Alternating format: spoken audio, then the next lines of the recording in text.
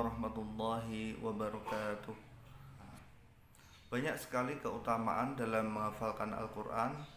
Di antaranya terdapat dalam sebuah hadis Rasulullah SAW bersabda, khairukum man ta'allamal Qur'an wa 'allamah. Sebaik-baik dari kalian adalah orang yang mempelajari Al-Quran dan mengajarkannya. Jadi kita akan atau digolongkan menjadi umat terbaik dari Rasulullah SAW. Namun tidak semua orang mudah dalam mempelajari Al-Quran. Ini ada kiat-kiat khusus agar kalian mudah dalam mempelajari, menghafalkan Al-Quran. Yang pertama adalah niat. Semakin niat kita itu kuat, maka semakin mudah kita dalam meraih sesuatu. Niat pertama yang harus dihadirkan adalah ikhlas karena Allah Ta'ala.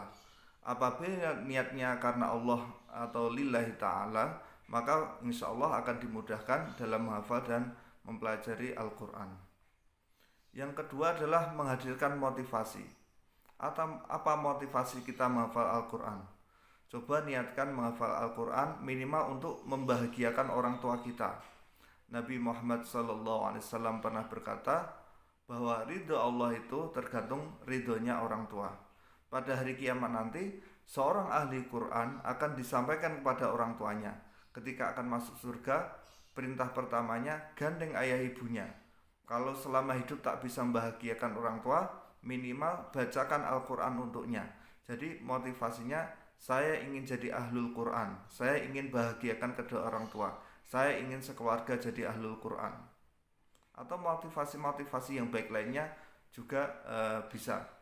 Misalnya, agar kalau saya hafal Al-Quran, maka saya akan lancar dalam membaca Al-Quran, lancar tiap hari bisa murojaah Al-Quran, saya bisa berinteraksi dan lebih dekat dengan Al-Quran. Dengan saya semakin banyak berinteraksi dengan Al-Quran, maka pahala saya semakin banyak. Yang kedua, perbanyaklah doa. Perbanyak baca doa ini agar dimudahkan menjadi penghafal Quran. Allahumma ja'alna ahlul Quran. Allahumma yassir wa la tu'asir. Ya Allah, jadikan saya ahlul Quran.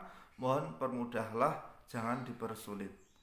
Atau kalau kalinya ijazah, itu mengamalkan Ismu A'dham. Jadi membaca wirid Ismu A'dham itu sholawat yang diantaranya khasiatnya itu mempermudah dalam menghafal Al-Quran. Yang keempat, mencari guru. Menghafal Al-Quran itu tidak bisa sendirian, dihafal sendiri nanti tanpa di-store, nanti lama-lama akan lupa.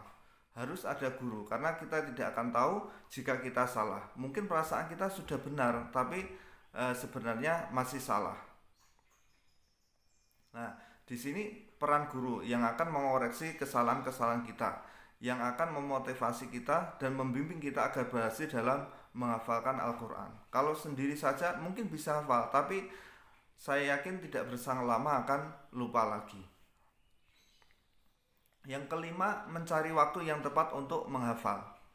Dalam Islam khususnya bagi para pencari ilmu, sangat dianjurkan untuk memperhatikan berbagai faktor yang bisa menunjang kesuksesan belajar. Hafalan menjadi salah satu metode belajar penting untuk memperhatikan waktu. Sebab seorang penghafal harus pandai-pandai memilih waktu yang tepat untuk menghafal. Jangan sampai kita menghafal Al-Quran pada saat yang tidak kondusif. Jadi yang paling baik waktunya seperti apa. Jadi ini disesuaikan dengan kondisi kalian, kegiatan kalian. Jadi bisa juga di pagi hari setelah sholat subuh, atau mungkin bisa di sore hari setelah selesai kuliah, kemudian mandi dan lalu menghafalkan Al-Quran. Bisa juga waktu yang terbaik di sepertiga malam. Kalau kalian bisa bangun, maka kita menghafal di saat itu akan lebih mudah menghafal, karena waktunya berkah, juga suasananya masih hening, terus pikiran kita juga masih jernih. Jadi disesuaikan dengan kondisi masing-masing. Yang keenam, membuat jadwal hafalan. Membuat jadwal hafalan merupakan salah satu hal yang perlu diperhatikan dalam menghafal Al-Quran. Karena dengan adanya jadwal hafalan, kita akan terarah dan teratur dalam menghafal. Yang ketujuh adalah konsisten. Dalam menghafal Al-Quran, maka kita harus membuat target. Misalnya targetnya 2 tahun khatam. Jadi sehari harus hafal 1 halaman dan meluangkan waktu kurang lebih 30 menit atau 1 jam. Tergantung ini ya, kondisi penghafalnya sendiri ya. Misal target kita sehari 15 ayat, ya harus konsisten. Tiap hari harus istiqomah konsisten menghafalkan 15 ayat. Maka dengan konsisten kita akan mencapai target yang sudah ditentukan.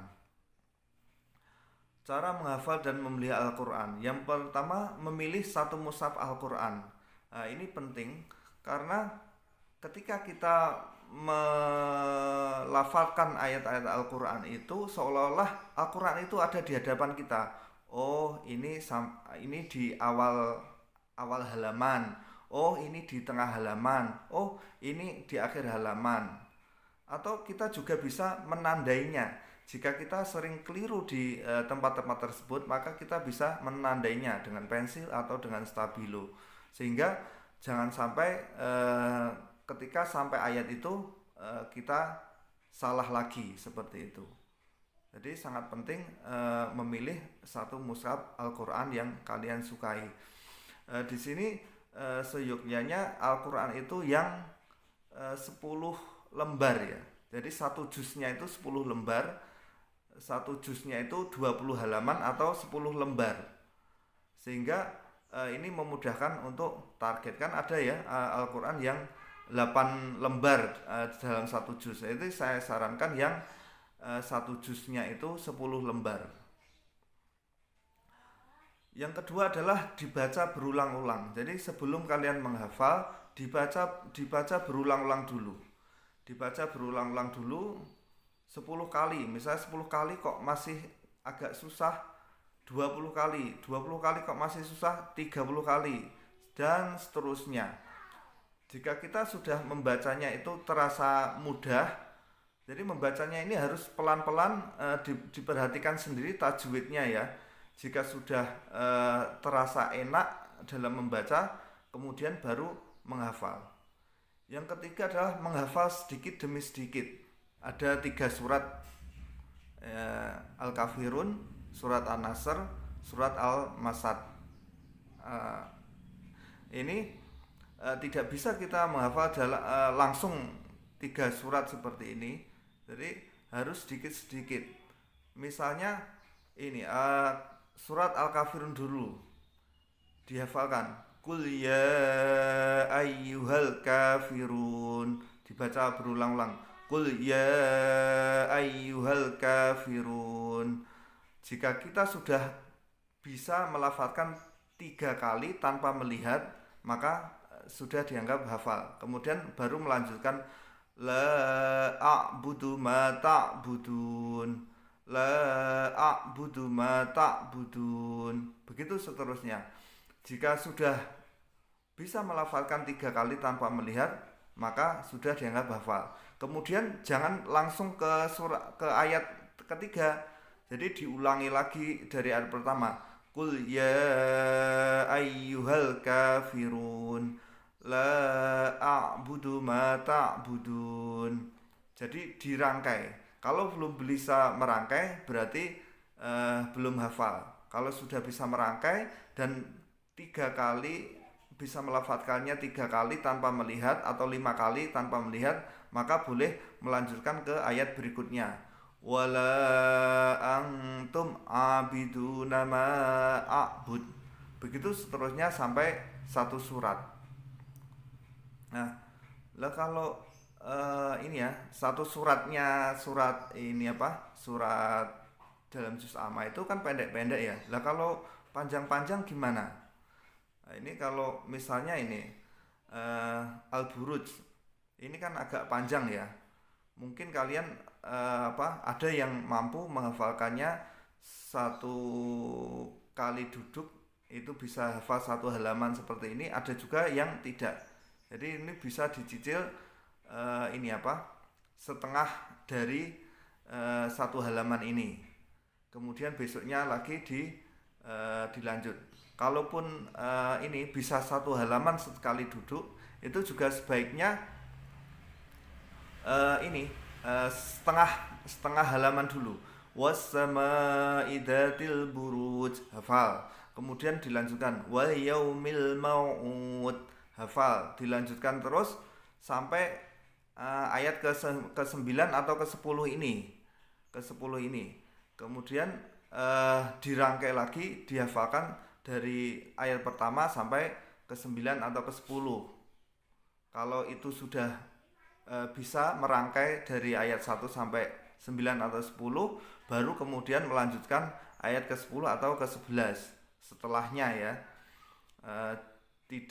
Kemudian 11, dari ayat 11 dilanjutkan ke 12, ke 13, ke 14 sampai selesai. Nah, kalau sudah selesai baru digabung setengah halaman di atas dengan setengah halaman di akhir, sampai diulang-ulang sampai lancar seperti itu. Yang keempat adalah disiplin murojaah. Jadi kita mungkin bisa cepat menghafal ya, tapi juga bisa jadi akan lebih cepat lagi untuk lupa. Jadi di sini pentingnya untuk murojaah hafalan. Jadi murojaah hafalan itu harus kita lakukan sebagai penghafal Al-Quran.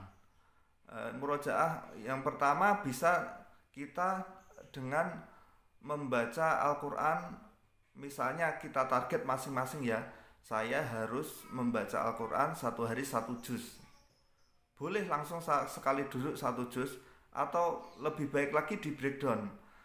Habis sholat duhur 2 lembar, habis sholat asar 2 lembar. Jadi setelah sholat 5 waktu, maka bisa 1 juz. Begitu seterusnya tiap hari.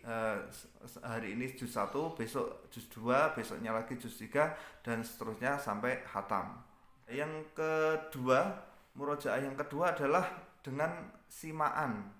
Ini kalau yang tinggal di pondok bisa ini ya, ikut simaan, biasanya tiap bulan itu ada simaan. Tapi kalau misalnya tidak tinggal di pondok, tinggalnya di rumah, nanti kalian bisa mencari partner untuk simaan 1 juz, gantian seperti itu. Mungkin itu saja yang dapat saya sampaikan. Mudah-mudahan bermanfaat. Terima kasih telah menyimak video saya. Semoga bermanfaat. Jangan lupa like dan subscribe agar saya lebih bersemangat lagi dalam membuat materi dan video. Wassalamualaikum warahmatullahi wabarakatuh.